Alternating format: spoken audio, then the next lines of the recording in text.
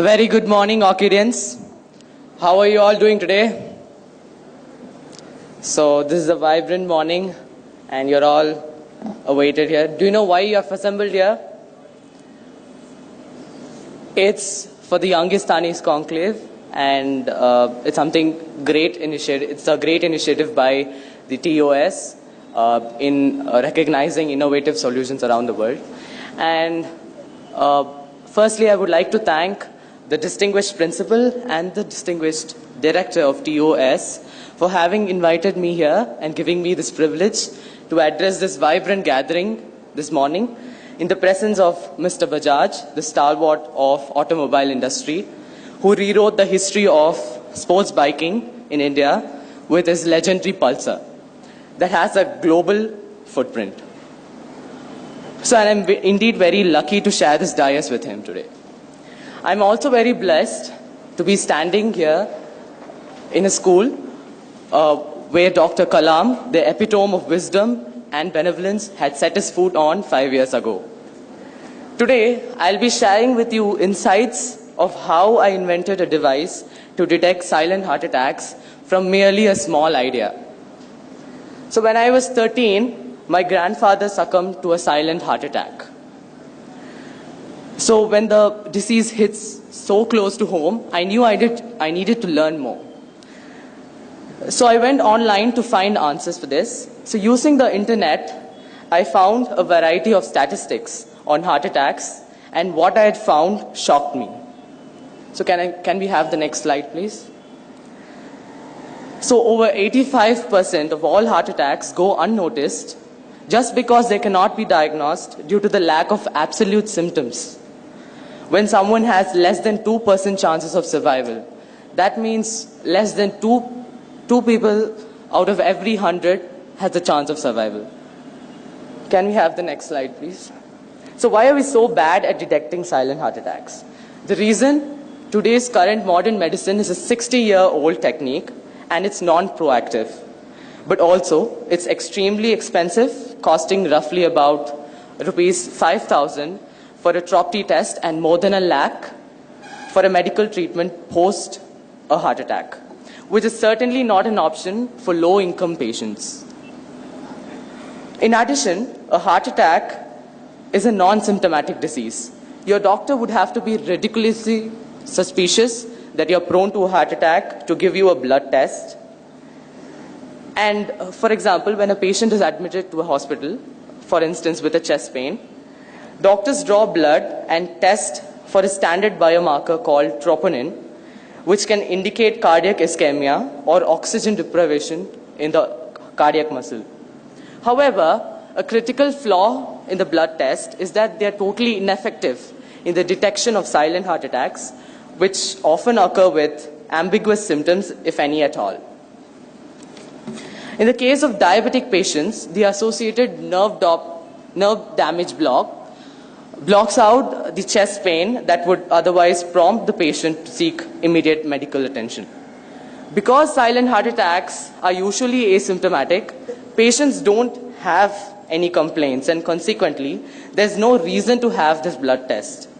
As a result, silent heart attacks commonly go unnoticed and until they cause a significant irreversible damage. Learning this, I knew there had to be a better way out. So I set up a scientific criteria as to what a sensor would have to essentially look like in order to effectively detect a heart attack several hours prior to an unlikely event. Can we have the next slide, please? So, the objective of the sensor that I wanted to construe must be inexpensive, rapid, simple, selective, and non-invasive, and most importantly, portable and wearable. The framework to my invention was the significant changes that the organ undergoes before a total failure, which will eventually result in a massive cardiac arrest. To be clear, the heart keeps on signaling out and sending out SOS impulses before completely failing. So I was wondering what the signal could be and how do I detect it. So this formed the basis of my invention. The signal with which the heart is reaching out to you is technically called a cardiac biomarker or a protein that's found at higher levels in your bloodstream on the onset of a cardiac ischemia.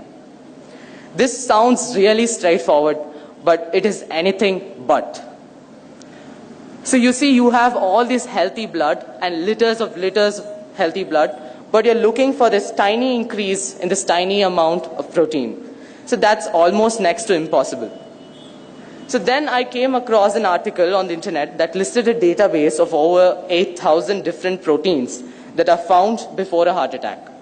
Now I decided to go and make it my new mission to go through all these proteins and see which one could serve as an optimal biomarker for a non-invasive detection of these asymptomatic heart attacks. With two conditions in mind. One, it should be a process that incorporates self-diagnosis, and two, it must include early detection. And so I'm just plugging out and chugging out through this gargantuous task, and finally, after innumerable tries, I find my protein. Can we have the next slide, please? And the name of the protein that I located is called FABP3. And it's a protein that's found at levels close to 4 nanograms per ml in normal human beings. But on the onset of a cardiac ischemia, the levels of the protein keeps increasing abysmally. So that's the trigger point. So that's the signal that the heart is giving us. The key is that it is found in the earliest stages of a myocardial infarction or a cardiac arrest. So when someone has close to 100% chance of survival. So now that I'd found a reliable protein to detect, so I then shifted my actual focus to actually detecting that protein, and thus silent heart attacks. Now my breakthrough came in the most unlikely place for innovation, possibly the most unlikely place for innovation, my high school biology class, the absolute abhor or stifler of innovation. So, and I snuck in this article of protein differentiation from where I started my research, and but it was shortly afterwards that I discovered that my once brilliant procedure had something like 1 million holes in it. And over the course of 23 months, almost 23 months, I painstakingly filled each and every one of those holes. And the result? One small patch type sensor that costs rupees 900 and works 24/7.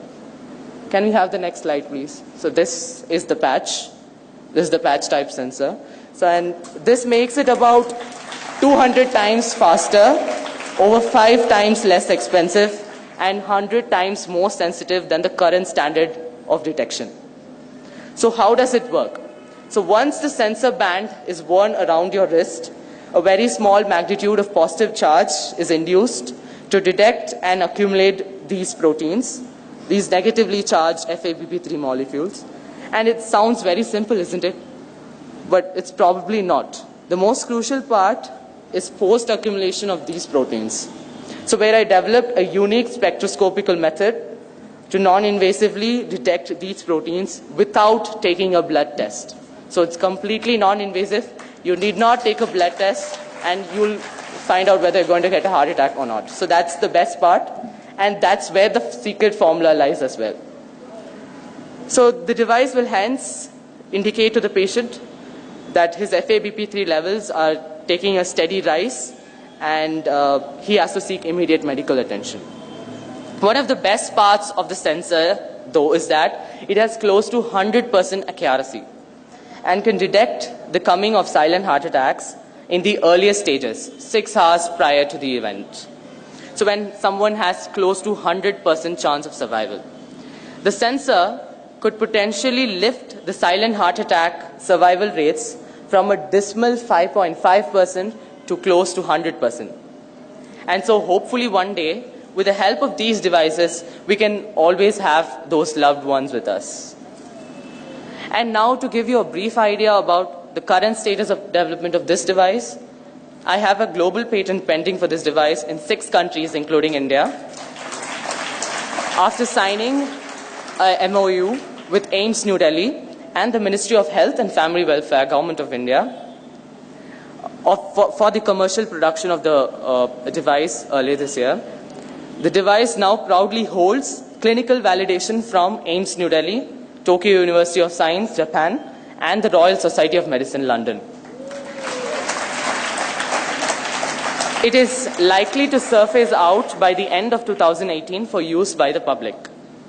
Hadn't my parents supported me in all of these endeavors, be it initial funding until I got a grant from the president, or emotional support at the times when I had tons and tons of failures, I wouldn't have been here before you, presenting to you a device that has the potential to revolutionize modern medicine. Fellow friends, just remember, we are still on the shores of a vast ocean of scientific knowledge, which is unfathomable, waiting to be discovered by your inquisitive minds. Step out and make the world better with science. Thank you very much.